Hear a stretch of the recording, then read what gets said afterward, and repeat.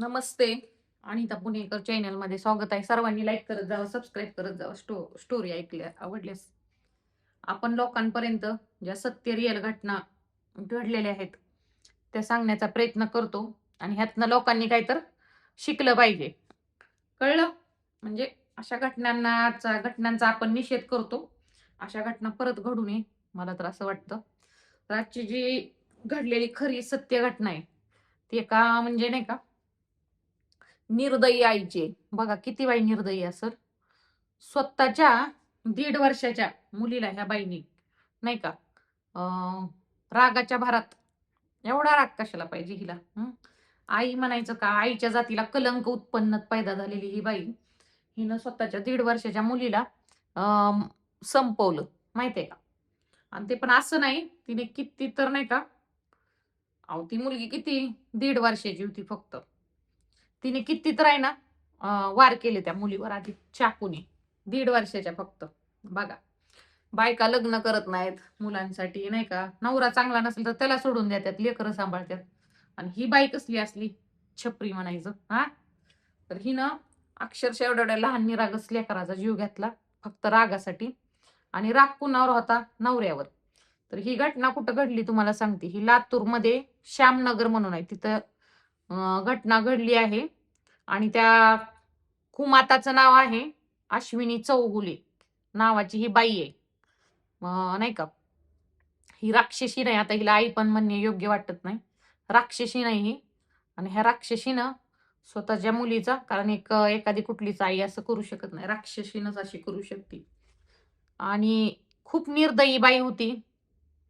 आणि ज्या हातानं मुलीला घास भरवायचा त्या हातानं तिनं त्या मुलीचा जीव घेतला, ह्या बिंडोक बाईनं. काय झालं,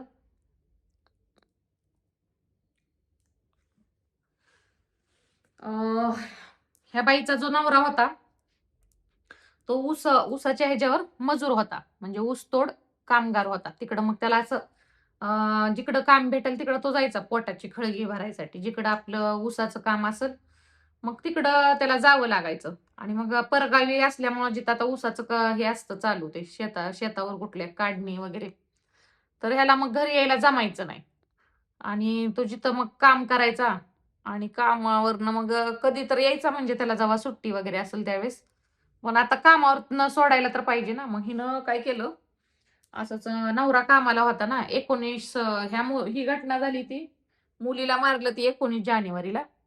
18 जानेवारीला हिनं नवऱ्याला फोन केला की तुम्ही घरी या. आणि फोन केला नवऱ्याला, घरी या म्हटली तिनं. मग नवरा घरी आला नाही. मग तिला इतका राग आला. आता काही आपण समजू शकतो, हिला काही एखादी कुठली गरज असेल नवऱ्याकडनं ह्या बाईला, ती ती पूर्ण करायची असेल तर मग बिनडोक बाईनं मुलीला कशाला मारायचं सांगा? मुलीला मारून टाकलं. आ जाऊन पालतं पडायचं ना कुठं, तर नवरा नाही तर दुसरीकडे. तर तिला किती बघा 30 तास मानसोपचार, मानसिक नाही का, ते लोकांना वाटलं ही मनोरुग्ण वगैरे आहे काय की, म्हणून तिला मानसिक नाही का ह्याच्यामध्ये ठेवलं. 30 तास तिला डॉक्टरांच्या निगराणीखाली ठेवलं. तर त्यात ती बाई चांगली आढळली. म्हणजे हिनं कशासाठी केलं तुम्हाला कळलं असेल. फक्त हिला नवरा पाहिजे होता. नवरा पाहिजे होता म्हणून हिनं मुलीचा पण विचार केला नाही. एवढ्या लहान मुलीला मारून टाकलं. त्यापेक्षा ना अनाथ आश्रमात देऊन टाकायचं होतं ना मुलीला. हं? मारायची गरज काही होती का? आणि इतकं निर्दयी मारलं बाबा ह्या बाईनं. बाई एका राक्षसी नसेल असली. हं? तिचं जरा पण मन ही झालं नाही, नाही का? थोडं पण आपल्या मुलाला कोण मारेल का? हं? एवढा काही जण नवरा, आता म्हणले असते मी, सलमान खान होता का काय बिंडोक बाईचा? हं? एवढी तुला आग सुटली होती तर जाऊन जा बसायचं की कुठं तर. हा, लेकराचा कशाला जीव घ्यायचा सांगा? बायका मुलांसाठी काय काय करतात. नवरा सुद्धा सोडून देतात, लग्न सुद्धा करत नाहीत. आपल्या लेकरांना चांगलं जीवन भेटावं, चांगलं त्यांचं फ्युचर व्हावं म्हणून. आणि ही अशी कैदासीन मी तर पहिल्यांदाच पाहिली.